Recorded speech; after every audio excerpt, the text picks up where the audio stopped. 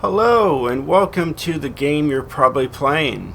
Probably looking for a grip build for the new events that are happening in Forzathon this week. Well guys, look no further. Today we're looking at the 2012 Ferrari F12. It's my race build. It's an S1-900. It is tuned for the race that you're probably looking for. It's the Wolf's Mouth. Here you can actually look at everything and see that it has even a roll cage in it. It is built for speed, built for grip.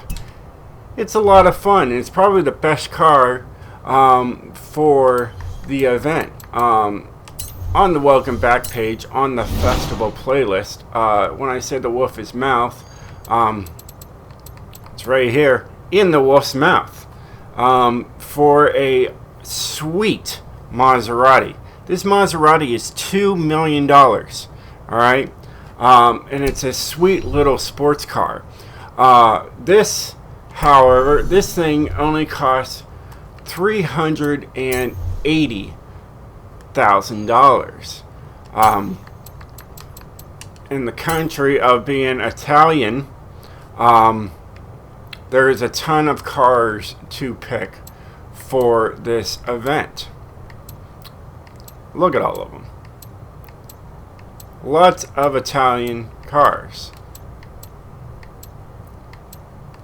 But my car that you definitely want is right here. 380,000. It's got 730 horsepower, 508 foot-pounds of torque.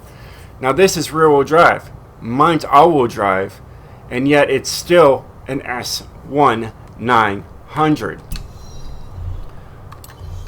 If you want the tune, the build, whatever, it's right here. King's Grip Racer. It's all-wheel drive. It still has 730 horsepower, 508 foot-pounds of torque.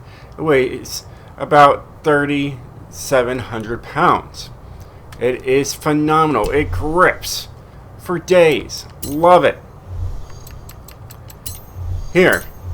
It's all-wheel drive. Now, if I took it back to rear-wheel drive after tuning this thing, look at that. Went right up to an S1-900. I tuned it just right. Alright. It is stock, naturally aspirated. Alright. Twin turbo would bring it up to 800 horsepower. Alright. It's got the race front bumper. It's got the race rear wing. Come on. It's got race tires, the Horizon, so then you know it's got race tires on there. It's got 265s in the front and maxed out at 345s in the rear. Alright, the rims are on the heavy side. It's got this BLQ rims on there. They still look good on there. We got 20s in the front, 20s in the rear. Max track width in the front and in the rear to get that maximum handling that I could push out of this. It's got a race clutch, race transmission, race driveline, and a race differential. There's a lot of stuff you can put onto this car, and it is the most powerful vehicle for an S1 maxed out. Alright, well, for Ferrari, for this one I've seen. Alright, it's got race anti-roll bars for front and rear. It's got a full roll cage. Alright, now it doesn't have the light thing on there. It would save 363 pounds, but I'm thinking with 730 horsepower, who cares? Alright, now like I said, everything here is stock. 730 horsepower is all you need for that race. Alright. Now the tune.